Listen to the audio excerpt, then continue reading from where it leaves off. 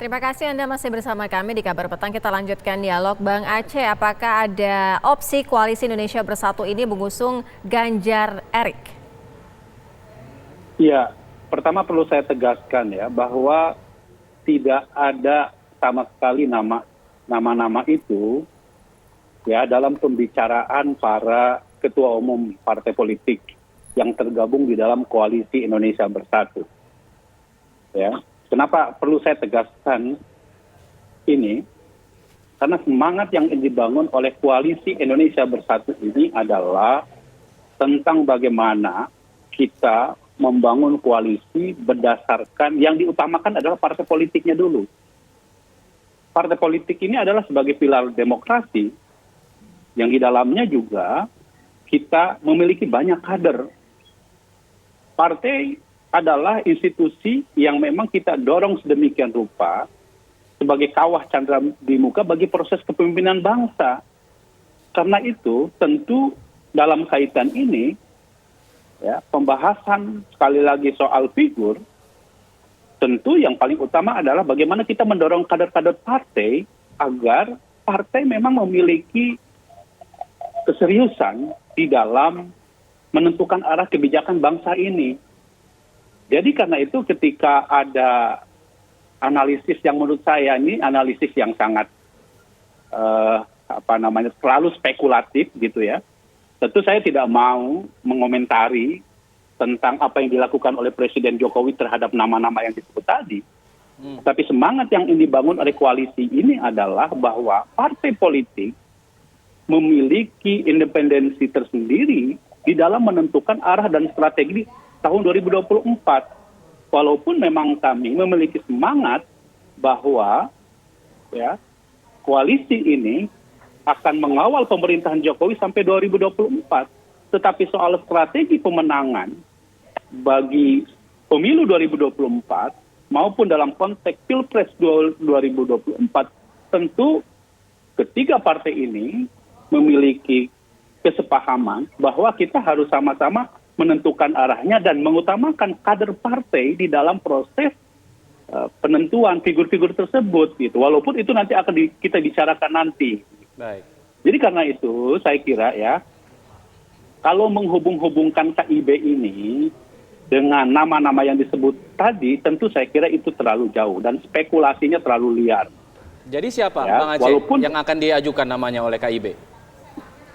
Secara resmi memang kami belum membahasnya, tetapi Partai Golkar sendiri memiliki aspirasi sesuai dengan hasil Munas 2019 bahwa kader terbaik Partai Golkar yang juga ketua umum Partai Golkar, Pak Erlangga Hartarto, itulah yang akan kami dorong menjadi calon presiden di dalam KIB ini gitu loh. Baik.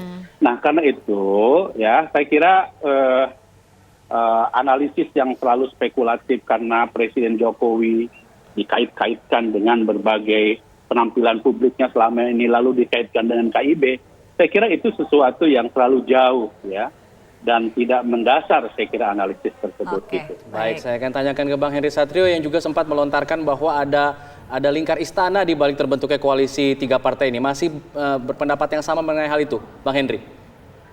Ya karena sebelumnya kan memang koalisi partai ini ada di dalam koalisi pemerintah gitu. Kalau kemudian tiga partai ini membentuk koalisi sendiri, maka yang bisa melakukan itu adalah partai-partai yang memang mendapatkan blessing dari si pemilik koalisi, yaitu istana gitu. Makanya saya sih merasa bahwa nggak masalah juga sebetulnya kalau ini ada arahan dari istana, hanya memang kalau ini benar terjadi, maka secara demokrasi jadi salah tuh kalau ada arahan ini.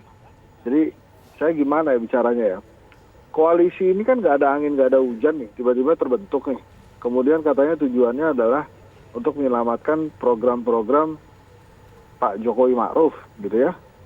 Nah, kalau melaksanakan program-program Pak Jokowi Ma'ruf, emangnya partai politik yang lain tidak melaksanakan program-programnya Pak Kiai Ma'ruf dan Pak Jokowi? Kan itu pertanyaannya. Lantas, kenapa kemudian koalisi ini dibentuk tapi nggak ngajak-ngajak partai politik yang lain? Gitu. Jadi kalau kemudian ada pendapat atau prediksi bahwa ada arahan istana terkait koalisi ini, menurut saya sih nggak masalah juga. Nah terus kemudian apakah mungkin koalisi ini meminang tokoh dari luar koalisi atau dari luar partai politik yang berkoalisi ini? Ya sangat mungkin. Karena kan yang ada selama ini ya dari hasil survei yang kedai kopi misalnya, Pak Erlangga Hartarto dibandingkan Zulkifli Hasan memang lebih baik elektabilitasnya. Tapi kalau dibandingkan dengan Ganjar Pranowo atau Anies Baswedan tuh jauh banget gitu. Oke, Bang Henry, Sementara, kalau potensi antara ataupun dukungan terhadap Ganjar Erik ini di Pilpres 2024 ini akan seperti apa potensinya? Tapi nanti dijawabnya usai jeda, Kabar Petang segera kembali.